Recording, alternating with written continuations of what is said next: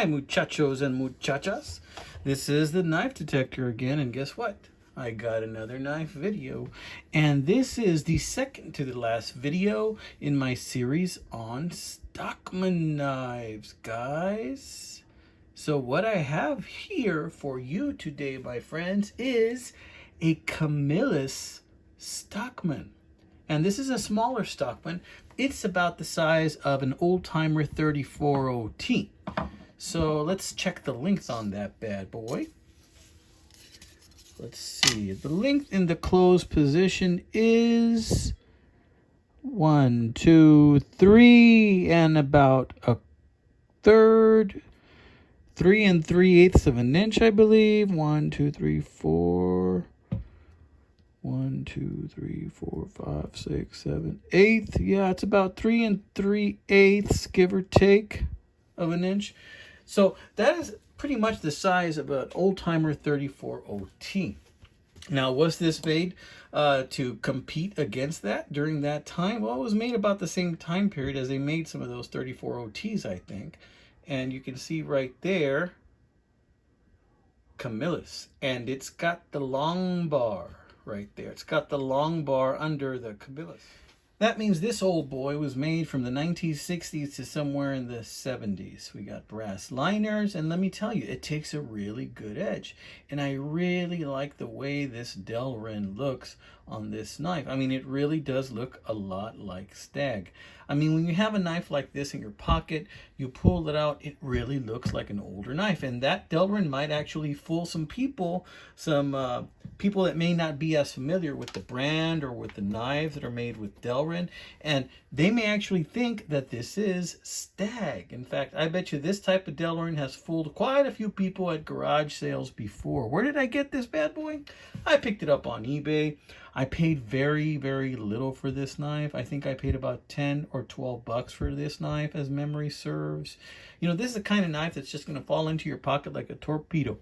And it's the perfect size. It's very unobtrusive.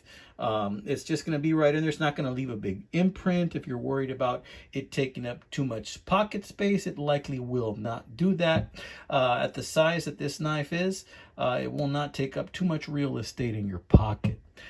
How much does it weigh? Let me see. This feels like it weighs close to 3 ounces. I'm not 100%, but let's find out. So like I said, you know, I have one more video coming out in my Stockman series. I've been doing quite a few videos in my Stockman series.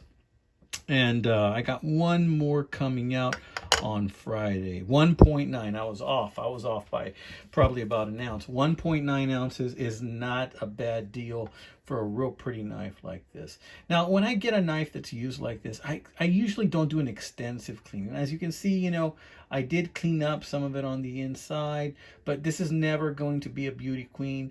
I clean it enough so that I feel that it's something that belongs to me, and I sharpen up the blades as much as I can so that it's usable the way I need it to be. It still has some snap in the blades.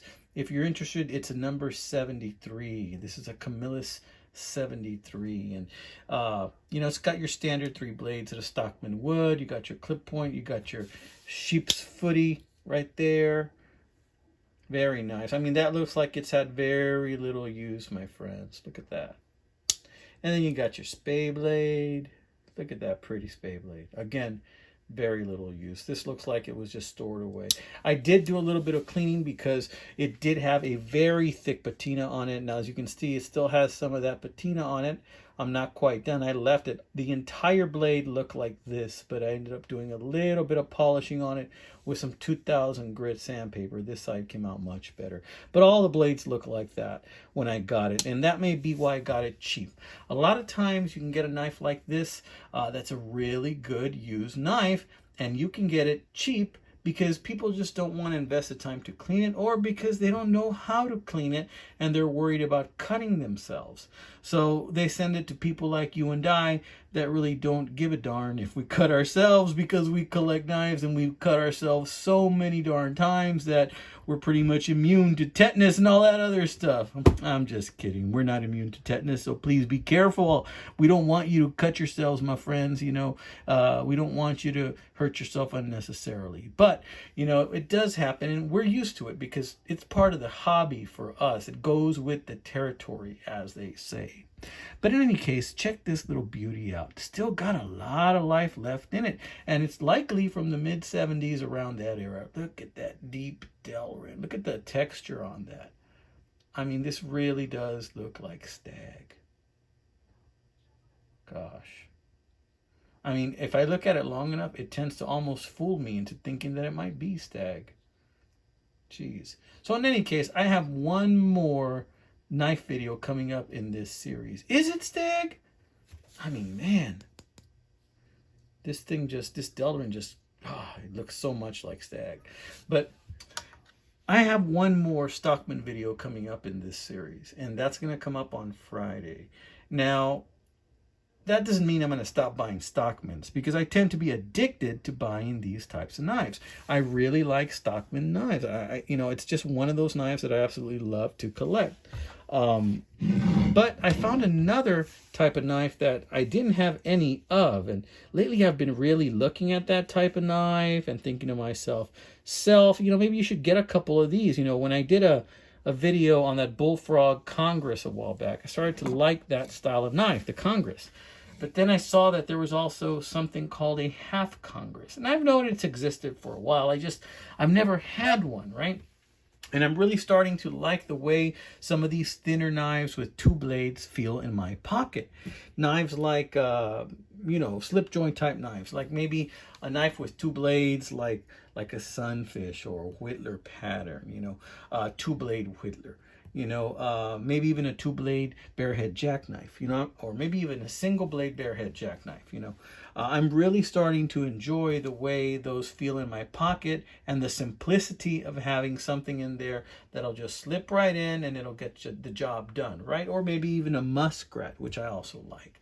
So I'm going to go ahead and do that other video on Friday, and I'm going to go ahead and that'll be the end of that series. Now, following the series, I have 3 Victorinox videos coming out, and one of those Victorinox videos is going to be on the knife I picked up at Bussey's that I did a quick 1-minute video on.